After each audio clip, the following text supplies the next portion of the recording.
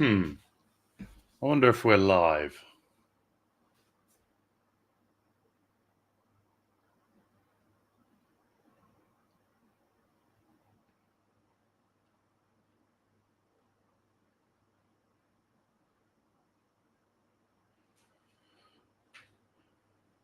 Yeah, we are. Cool. So then to share screen, do this and this. Window. Entire screen.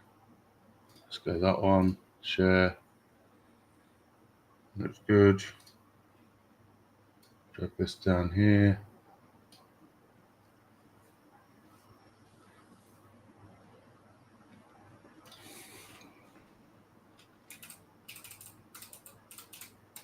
I've got bigger.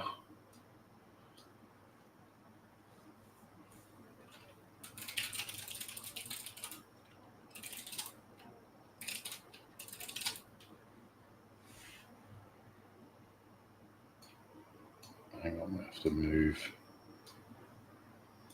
Where's that? Hide that. Hopefully that works. Let me see. How can I share? Copy the invite link. Right. Then let's throw it in here.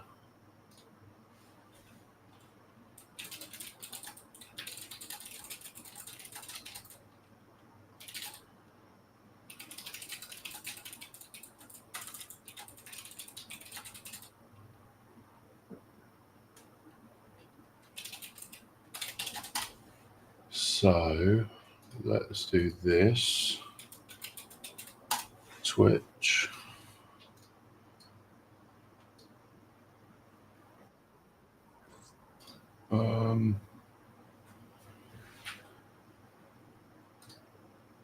So guess are we live?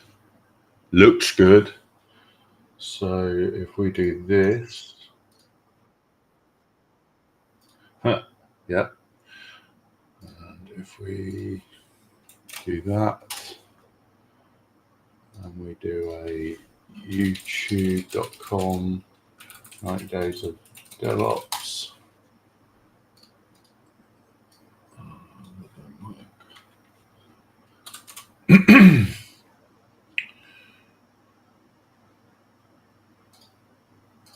Your channel. View your channel. Oh, it's at, obviously. We do this. We do this.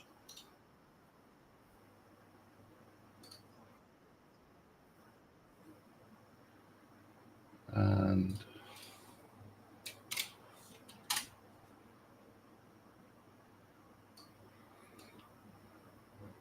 let's turn off noise.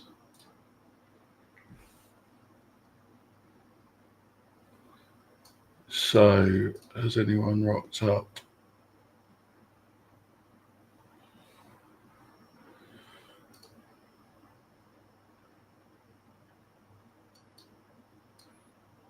We'll give it a second. So this is this is just me testing. 1, how is the audio? 2, how does the upload speed look like, and what's going on? And yeah, trying to work out what works, what doesn't.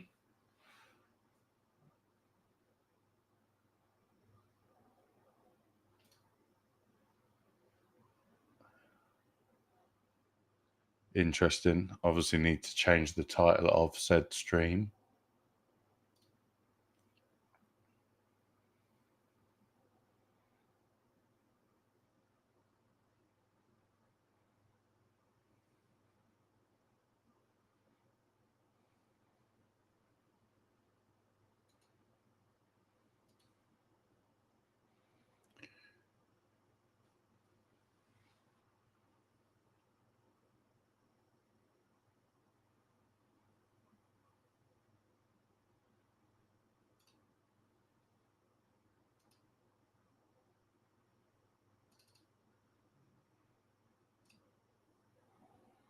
bring that down here. Ooh.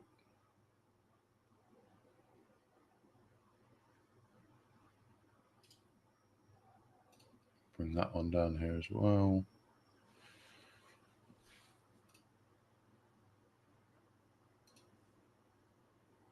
So leave that up there. Right, anyone here? Doesn't look like it. Okay.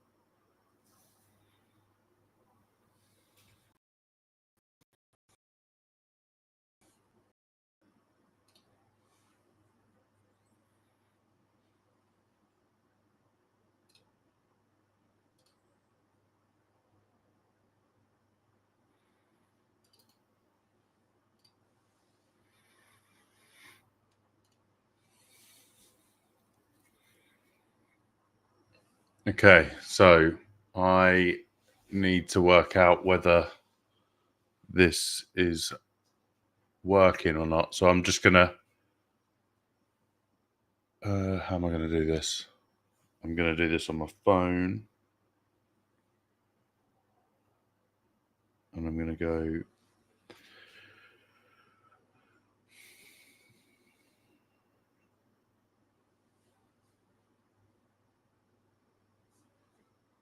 hey Craig. How's the audio? Yeah, need more RGB. Yeah, for sure, mate, for sure. I don't know if you're still here.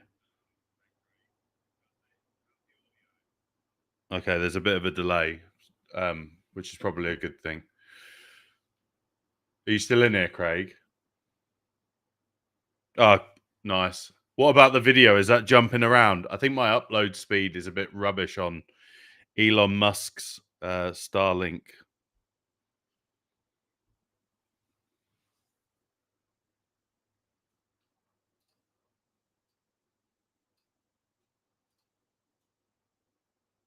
So it seems to be good, at least. Oh, video's good too. Yeah, so I'm using this Restream. I've used StreamYard in the past, and I think that worked quite well. But this allows me to do. I'm sure StreamYard probably does as well. And in terms of when you look at the screen, like not me, in terms of the screen share, how does that look, mate? Yeah, so 720p max is only before you pay for it. Now, we have this internally, so I can use. I think I can use that, but this was just me messing around. What does the screen resolution come through like? Is that readable? Can you tell what's going on? Does it need to be better? Like I think that's a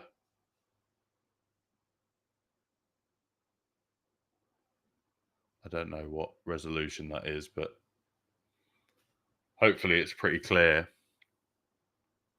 And then terminal wise, because we all love a bit of terminal. Like if that could do being a little bit bigger, zoomed in. Yeah, I've got to be able to see it as well, mate. I'm getting old. I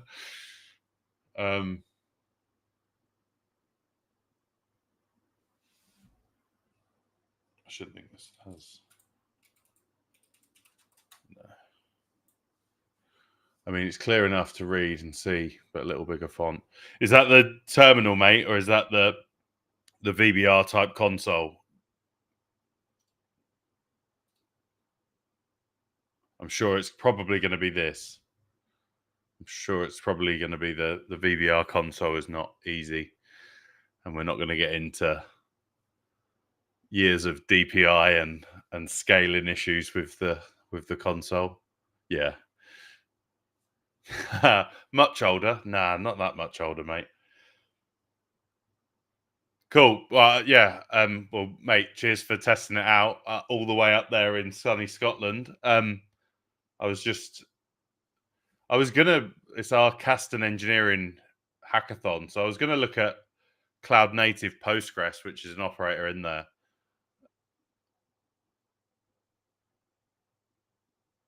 Ah, okay, interesting. Using Restream.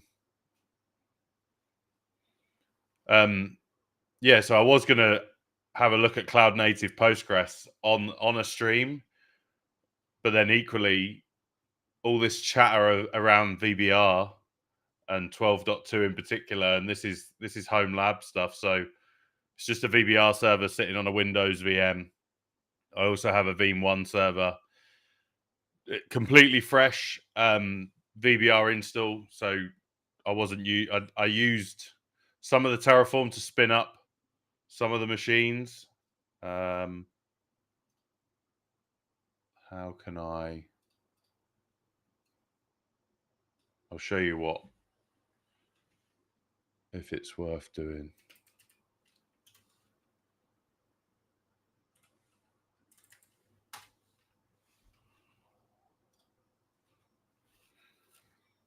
So for those that have seen my home lab down there in the corner, it's just 5 of these Dell Optiplex boxes, the ultra small form factor, and I have 5 that are running vSphere. So what you can see here, that cluster, and then I use on that. Obviously, I've got a few machines. Yeah, I thought I recognised it as your name. Hey Matt, hope you're good, mate. Yeah, well, in fact, you're a good person to come on and check as well. Craig just did a sound check. This is me just babbling around, like just trying to work out whether I want to do this or not. But yeah, so in this home lab, so these are 5 optiplexes. They've an i5 8500T, so I think it's the 35 watt power supply. So even if they're running all the time, they're quite low power. Most of them have got 32 gig of RAM in. I think I'm waiting for 2 more or 3 more to get upgraded from 16 to 32. Each of them have a 128 gig NVMe that vSphere ESXi is installed on. Probably need to rethink that later on, because I'd like to put in an SSD into them, that like the small form factor one, and then put the OS on that, and then use the NVMe actually as vSAN or some sort of virtual storage or software defined storage. I'm running a a cluster. So these vCilla cluster control planes that you see here are using Talus. Talus is like a really secure, run anywhere Kubernetes distribution of Linux. You can't even SSH into it, but you can run it anywhere. Really interesting stuff. I have like a little jump host here, which has all like Docker running on there and a few dashboards and stuff. I was playing around with MongoDB, both Community Edition and Enterprise for the new VBR 12.2. Pi-hole, you've probably all seen Pi-hole. And then in this Veeam resource pool, don't use resource pools as folders, but I use Terraform and Ansible together to basically spin up from scratch from a template a brand new Windows server, two brand new Windows server. In fact, I have other Terraform and Ansible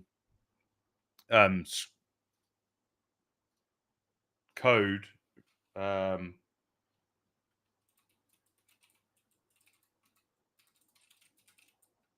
in this. And basically what this does is it allows us to go and create, I think maybe I haven't uploaded it yet, but basically what this Terraform code does is this will go out and deploy a VBR server, so VBR management that you saw on the screen. It will also create a Veeam 1, and then it will provision the Ansible playbook locally that I haven't uploaded yet. It actually goes through and deploys additional VMs, right? So I want a Linux proxy, a Windows proxy, an XFS based Linux machine for as a repo server, console, which is Veeam Service Provider Console. In fact, that's probably the first time I've ever been able to say that properly. And it just goes and provisions all of that into the lab so that you've got a net new situation going on. If you did just want to use Terraform to quickly spin up the Windows side, you can use this side of the repo, and that will do. And all you have to really do is make sure you've got Terraform installed, make sure that you've got a Windows and Linux template, and then fill in all your details, all your IPs, etc. So the plan is that I want to enhance how this repo can quickly spin up an environment very quickly, and then it goes and deploys that. It does the full install using that Ansible playbook.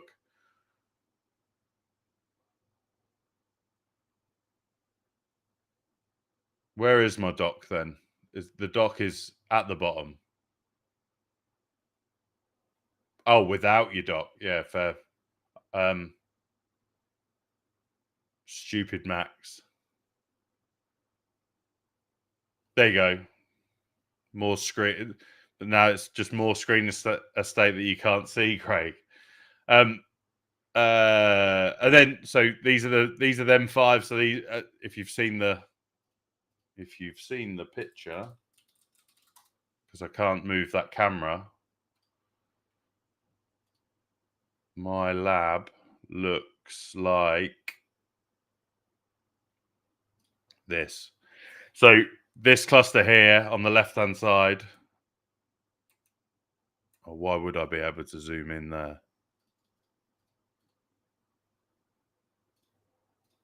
Oh, that doesn't really help. So this one, yeah, these five here are those ESXIs, and this one here is a bare metal Talus cluster. You got an old school boy here, which is a Netgear ReadyNAS 716, and you got another Netgear 312. So this one is where I send all my backups initially. This is where I send. Well, this is what houses all of the stateful workloads, whether it be VMware data stores or some Kubernetes like CSI type stuff, and then that gets uploaded into the cloud. And then I've got just a 1 gig switch, and in fact, these are, if I can find anyone with a more up to date NAS. to throw in here without spending a bucket load of money, or potentially Frankenstein this into. Oh yeah, like Frankenstein this into something else. What was that, Matt? How about we came across a customer the other day still rocking a drone? There you go, mate. 1 gig networks are still very much out there, bud. You know that, right? And the amazing thing is that when you're stuck with 1 gig, or when you're stuck with rubbish storage, you can bend or get as much out of physics as you possibly can, right? So now I've done that with my doc, Craig. How do I get?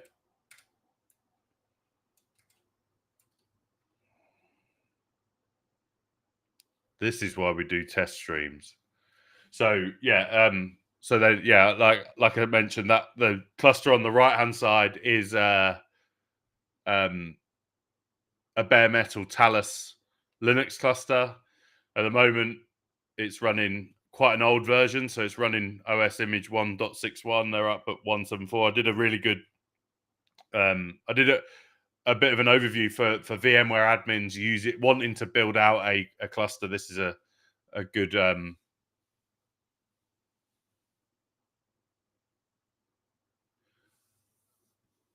Yeah, you can, but because I'm flipping between Chrome and Terminal and potentially RDP, like it becomes a bit funky. Maybe what I can do in the future is actually use another machine underneath my other machine, my PC, and then RDP into like the Veeam server.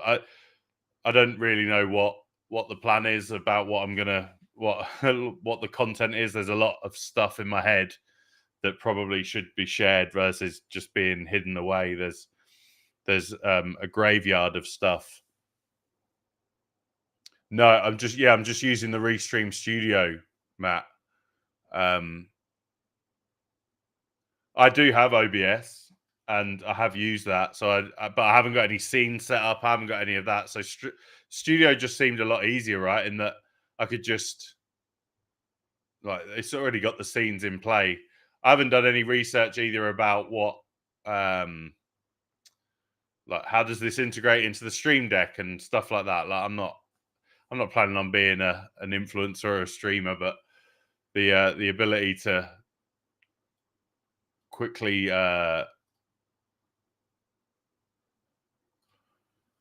move stuff around, jump between different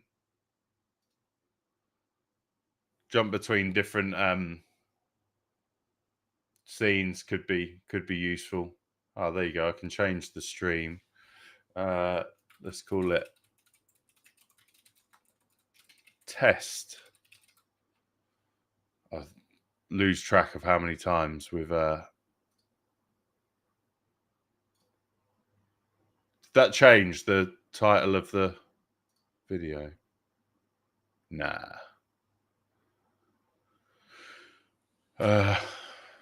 Studio's great, but somewhat limited on layouts is all. It's nice because if your connection wobbles, the stream stays online.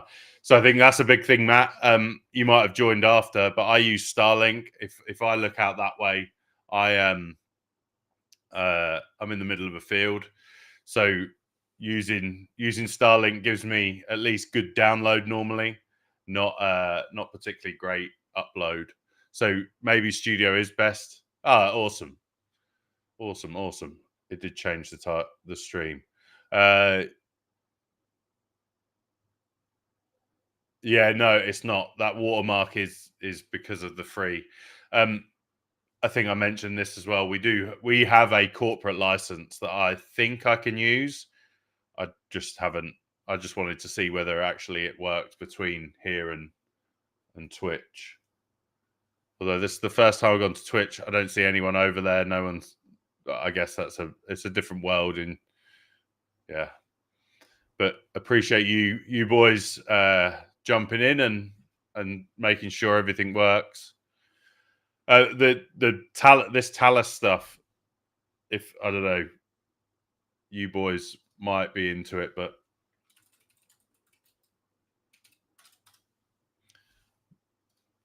I actually believe that this could be a massive game changer in the world of Kubernetes. In that, think of this as an operator. This is just a Linux distribution, right? But it's purely made for Kubernetes.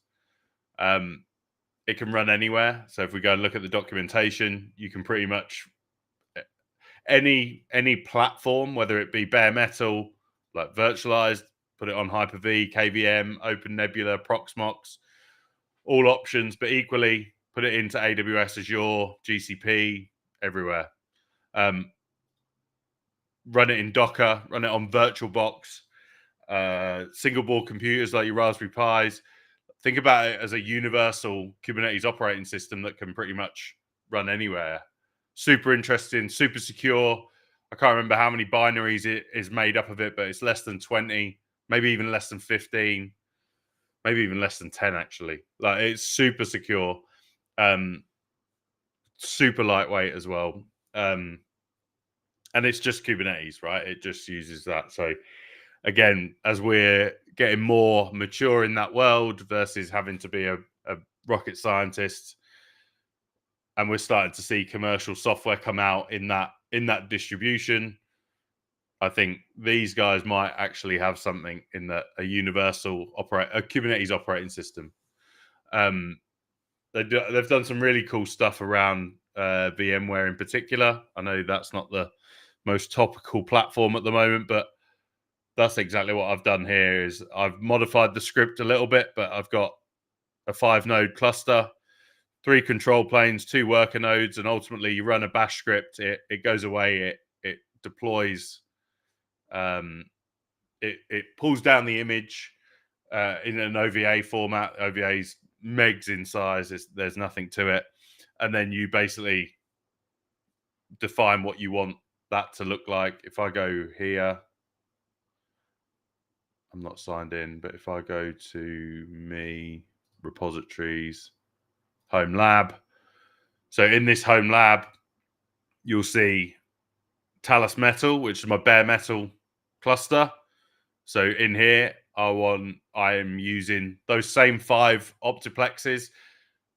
The operating system, so the Talus very small operating system, is running on SSDs. Sometimes I think they're 1 to 8 gig SSDs, which cost nothing nowadays. And then I'm using, maybe it's 512 NVMEs in each one, pulling them together, and I've created myself a Ceph cluster of that. So that gives me my stateful storage, all in and protected inside that cluster. And I'm running some other stuff, like Cilium is my CNI. That's a container network interface. I'm running Caston in there, obviously. Some more images of that. What else is there worth mentioning? Probably not a lot.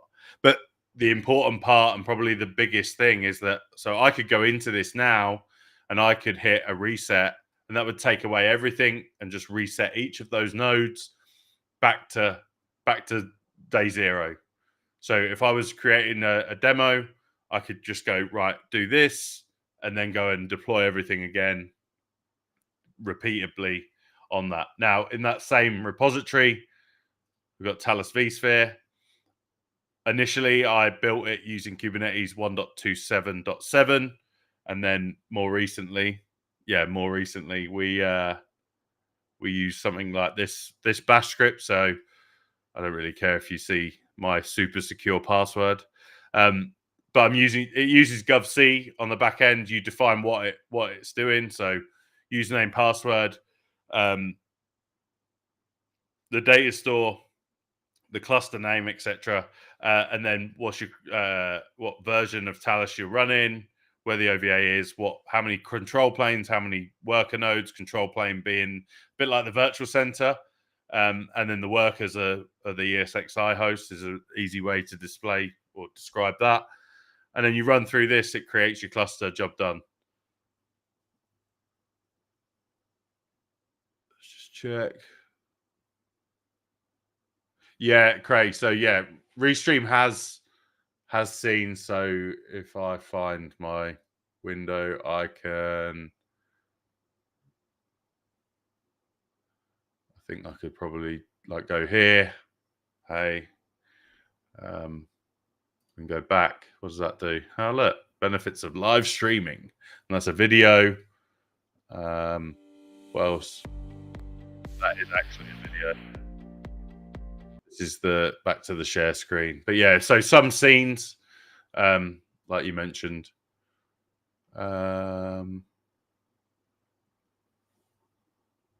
Does Restream, yeah, Twitch handle 90 Days of DevOps. I changed everything to that. Seems more fitting for the content that I was putting out there. So everything is 90 Days of DevOps. There are a couple of predefined layout. Oh, you'd already answered me, Matt. There we go. Cine mode in YouTube makes things a little easier to see. We'll point out YouTube lags 5-10 seconds behind Twitch. Yep, same if you decide to stream to LinkedIn Live. I assume you do, Matt. Like from a corporate point of view, I get the whole streaming to LinkedIn Live. I think with a casual text stream, what do you think? Do you think you do it LinkedIn Live or just stick to YouTube and Twitch? If you decide, this is quite impressive to see how smooth your connection is on Starlink, mate. Unbelievable, right? Like if you look at how, like, don't get me wrong, I have to be careful here because I'm going to give away my, like, not too bad, right? This is hard. The router is not in here. The dish is out. Actually, that's probably half what I'd normally see. Let me move this up here and just see what information. Yeah, it does give away my public IP. I'm not going to do that. I have everything hidden, but I'm always conscious. But basically, my upload speed is around 4.5. I've just seen 5. That's a good day. Maybe the clouds aren't in the way of the satellites. Jesus, I've just seen 7.3 meg, which is probably good enough, right? Yeah, it is what it is. Like I have, so we in the UK we have a service provider called BT. Actually, British Telecom probably have the fundamental infrastructure behind them for fiber. I have a BT line coming into the house, but it only gives me like 14 meg down. Latency is unload. So I'm on fast.com. Unloaded is 30 milliseconds. Loaded is 46. So yeah, like we're under 50 milliseconds latency. And exactly that, Matt. When you think about what's happening, so it's going out of my machine, cable into a mesh, hardwired into a mesh point here. I'm using amplified mesh. That's then got an armored cable going out of this little room. It's a 100-meter, no, or 50-meter armored cable that is directly going into the main mesh unit, and then that has an uplink into the Starlink. The Starlink is on the house just over there. So yeah, and the amount of people that I know that actually have gone for the like the travel kit, and they take it into their fancy like log cabins in the woods, like, and they think it's incredible. Yeah, Craig, mate, I'm on the side of the A1. I'm in the middle of nowhere. There's 5 houses in like that that are close to me.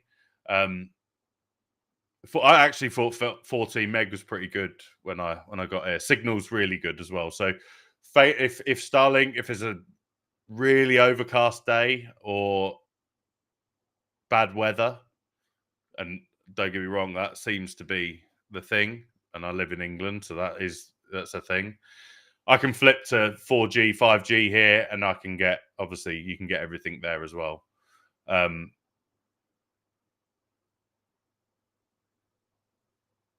Oh, mate, yeah, satellite connectivity. To be fair, we didn't really have it in the UK.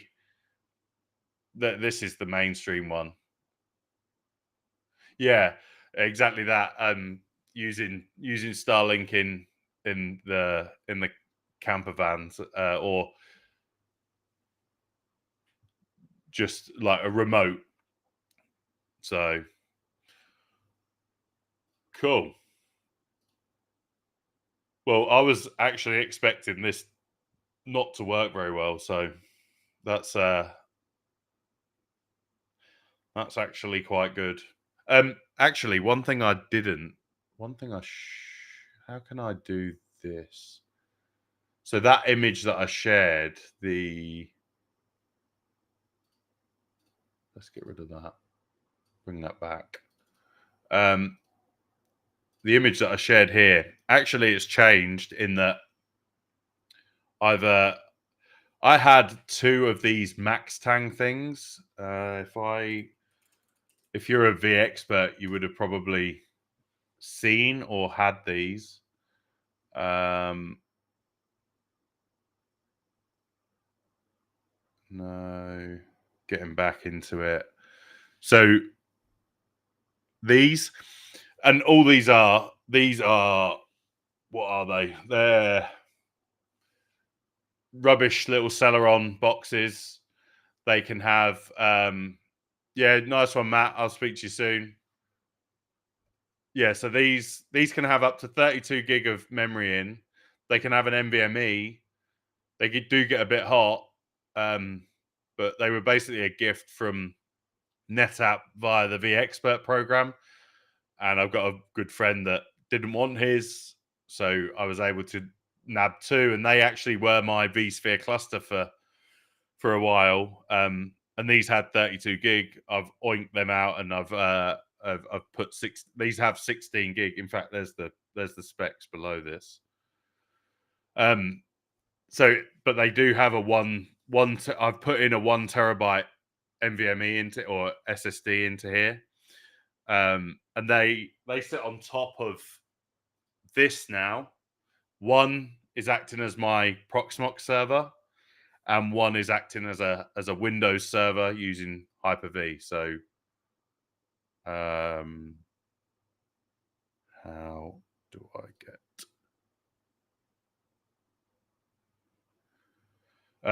Yeah. So 180 is my Hyper-V server. That's on one of the sides, the right hand side, and then this Proxmox box that I've added to VBR 12.2 is on the left hand side. To be fair, I don't have any. There's no VMs on there yet. I need to play around. I've got an idea actually, Craig. What do you think to this? Like, obviously, any image-based backup that we take with Veeam, we can basically directly restore that anywhere we want. So I was thinking about starting off with a physical Linux machine backup, and then taking it on a around the world tour. So let's restore it into Proxmox, into Hyper-V, into VMware, or actually for topical reasons, let's start off with a VMware virtual machine, back that up, restore that to another hypervisor, restore that then to Proxmox, restore that to AWS, restore that from there to Azure, and basically take it on that journey and call it Phileas Fogg, and say, yeah, around the world in 80 minutes or 40 minutes or something like that. Yeah, I don't know if that works. So it says we've got 3 people in here. I know Craig's here because he's talking, but who else has rocked up?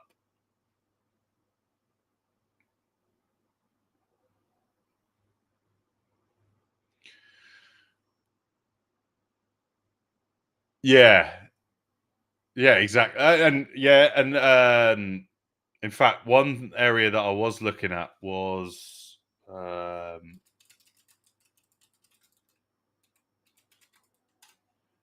there is a community edition of AHV as well. So we could, in theory, and bearing in mind my lab from a storage point of view. So exactly that. I feel like there's so much, Craig, going through my head as well. So my focus at Veeam, at least for the last 3 years, more so in the last year has been all things Kubernetes, all things public cloud. And as that convergence has started to happen where the public cloud products that we have are now, you need to have VBR. And also with things like Entra ID come in, definitely a public cloud authentication system being protected by VBR in the next version, with Azure Data Lake being protected by VBR, with object storage being protected by VBR. There's oh, hang on a minute, I need to get back. I need more. I'm now more involved in that side of it as well. So it's like going back a little bit to where we were before. And that too from the cloud is a session that I've been working on. In fact, I think I did it for the did I do it for the VMon? No, I did it for the Veeam user group, right, in the UK, something similar, where it was like, let's not talk about VMware. VMware was just the start. Veeam now has a platform of stuff, or portfolio, a platform of lots of different areas that we can protect, and whether that be virtualization, you just have to, when you're in here and you go, I think it was here, and you go add server. Okay, so now this was one of the changes in 12.2 was, okay, so we want to protect some virtualization platforms. We've got that long list of virtualization platforms, all providing you the ability to protect those in an agentless way. Then you've got obviously your Microsoft Windows and your Linux machines, both managed and being able to protect them, so we could use them as proxies. You've got your cloud appliances, so your Veeam backup for AWS, Azure, and Google. You've got your Kasten stuff as well, so Kubernetes. But then also worth pointing out, so the other piece of the puzzle is what about so your agents, your Windows, equally your cloud integrated agents. So if you're running a database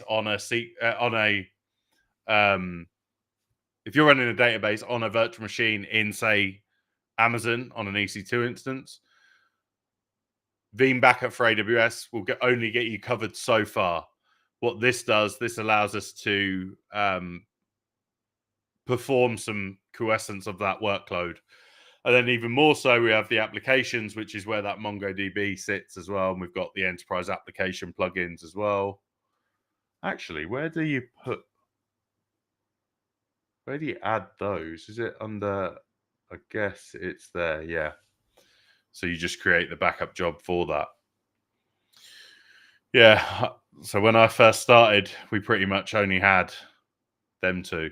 We had vSphere and we had Hyper-V. And then suddenly we've got all of those, which is pretty impressive over the years. Yeah. So the session was called Virtualization Was Just the Start. And that was basically touching on that too, from and within. I'm gonna need a bigger UI. I hope they're cooking something. I hope they're cooking something up that allows us to show off all of this. Like some of the UI changes that have come over the last couple of releases, though, have made life a lot better, a lot easier.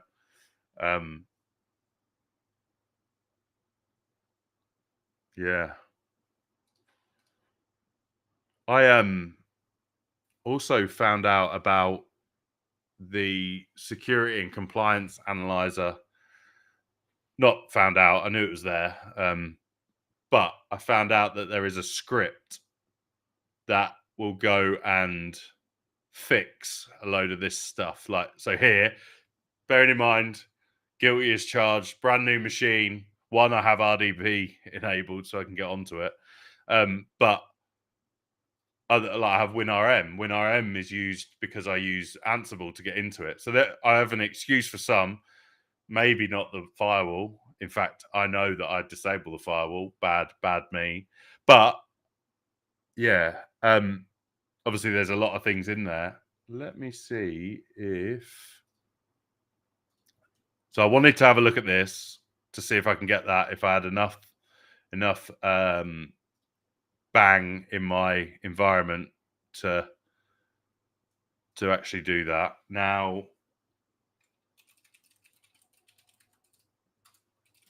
what is it called? Here we go. So I expect, so we've got some work being done around the hardened Linux repository and the automated deployment of that for those not familiar with or not wanting to be familiar with Linux, but still want to be able to have that local immutable copy. And then this, I thought this was a bit of a hidden gem actually.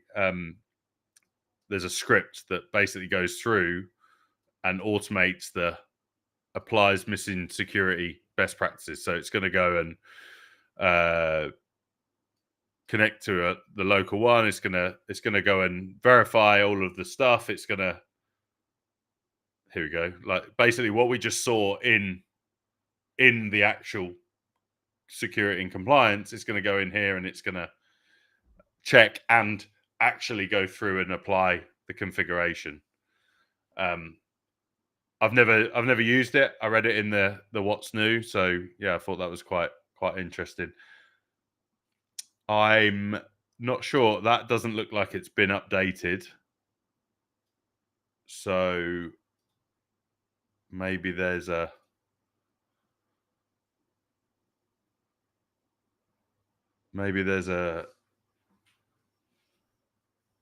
just a wait to happen there. But that I thought that was a bit of one of those little Veeam hidden gems that we always seem to have. Cool. Right. Maybe that's enough babbling. How long has this been going on as well? And Craig, you've been here the longest. Has there been any glitches, any like, or have we been pretty stable all the way through? Yeah. Now, yeah, so Craig, to your point about needing to be very careful around running that script, could lose all access to the VBR server. Very, very true. I wonder if you would lose like this last ditch effort to get back into that machine, like on the console. Oh, nice. Oh, I really didn't expect to have such smooth sailing on here. So, but I'm thinking about, there's a few ideas, few things that maybe I've worked on that probably haven't, or I've worked on that have never been spoken about too much, other than maybe like the one odd like breakout session that had 20 people in.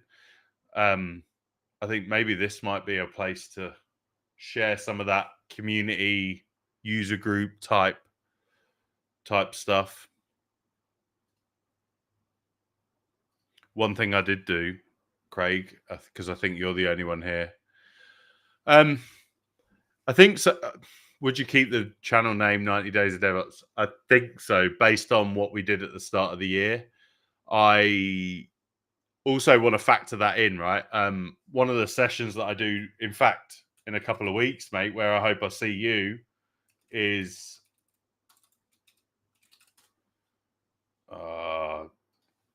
let's just do that. Is Data Scotland. So in Glasgow, I'm speaking at some point DevOps for data management, and I would love to bring some of that, obviously bring some of that into this format, and kind of, because I think one of the biggest areas of DevOps is missing is that data management. And I don't just mean data protection as part of that data management. I think I've seen some really good sessions and there's actually a really good book called DevOps for Databases. I think the fact is that as technologists, all of us, we have to know a lot about a lot of things. whether we've come from an infrastructure operations background or from a developer background, we all should be aware a little bit more about stuff, whether that be databases, whether that be backup, whether that be cloud, Kubernetes, blah blah blah, right? So I think we can probably keep that name, and like, so this is one, like, I could probably just regurgitate some of that content into a session here, into a stream here, a stream or a video. I'm not sure how I feel. Like, I feel like I'm just rambling on, and if I record a session, I know I stick to a time, whereas I have no idea how long we've been going here.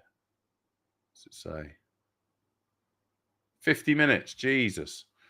And all this is really, like, when you think about what is DevOps for data management, it's about including data management from zero, right? In that, okay, how do I provision my Veeam servers, my Veeam components? How do I, and that's fine. Like, if you've only got one Veeam, if you've got one estate, maybe you're okay with just deploying one VBR server, deploy today your Windows machine, and you're okay with hitting next on the Veeam installer. That isn't an issue. The reason why I started picking up more of the Terraform stuff again after, like, basically leaving it to one side for 3 years is that I had customers asking me and service providers asking me about how, like, it's not been updated. How would I go about deploying Veeam to 50 different sites? And at that point, I don't want to. No one manually wants to do that. And if you could use Terraform to just pick up a template that you have in a shared location, spit that out however many times, and then do the install, do the next, which is ultimately just an unattended install underneath. That is ultimately, that's the one of the principles of DevOps is about being able to automate that process. Then get on top of that, and that's why I was asking in the closed Vanguard Slack yesterday about configuration scripts. So when we look at, where's my machine gone? So when we look at our VBR server and we go down here to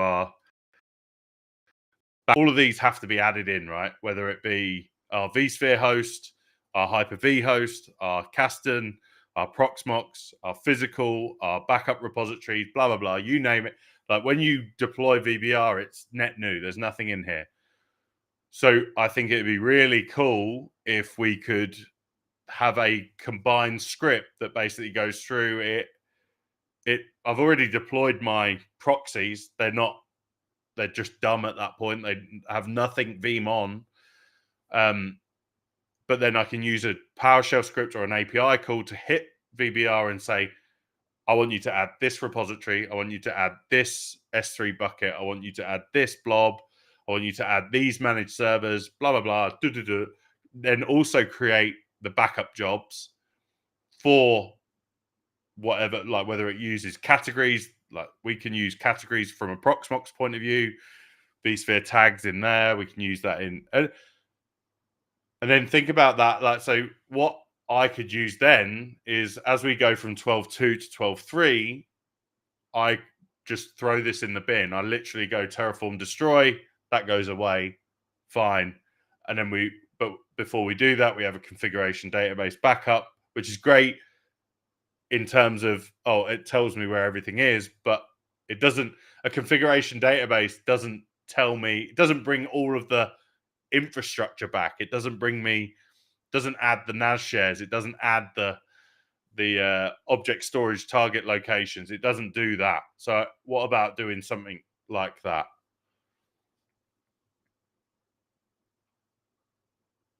So I think we keep that's a long-winded way of me saying I think we keep it.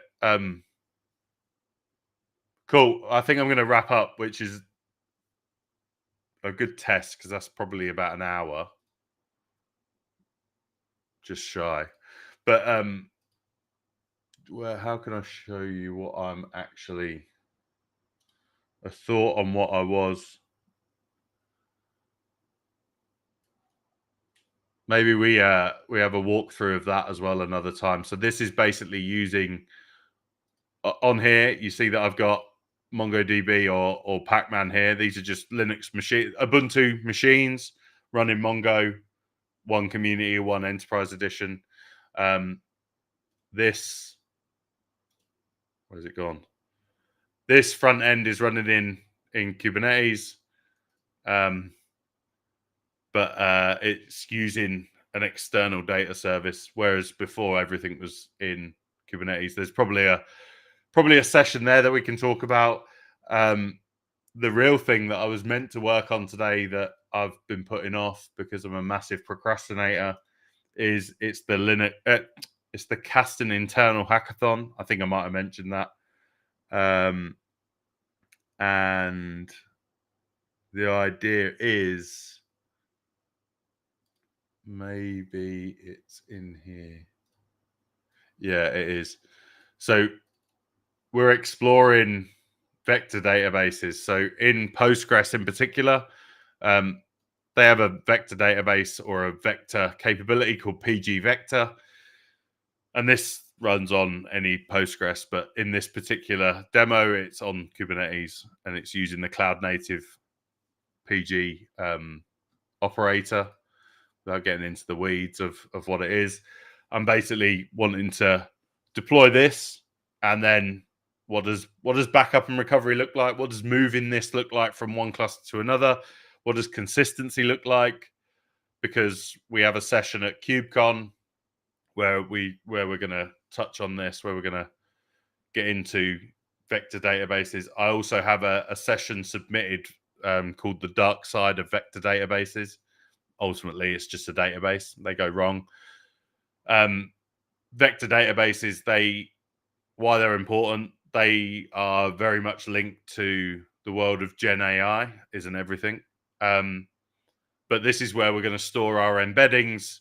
So think about if you're going to put 100 documents, 100 PDFs, we're gonna put them in there. We're going to embed them into our vector database and chunk them up into embeddings, and then we're going to have that be our source of truth. How do we go and glean information from that? There's others like Weaviate and Milvus. How do we protect those? They have built-in tools, a bit like PG Dump, but a little bit more advanced. So yeah, that's a discovery phase of what we're doing there. Cool, nice one, Craig. Thanks for jumping in, mate, and checking that everything's working. I don't know if we'll keep it around. I think maybe there's been some. I don't think anyone's going to watch this for an hour. It's just me babbling and making sure things work. But maybe we keep it. It was just a test, right? I didn't say anything that gets me fired. Cool. Right. With that, how do we end it? Awesome.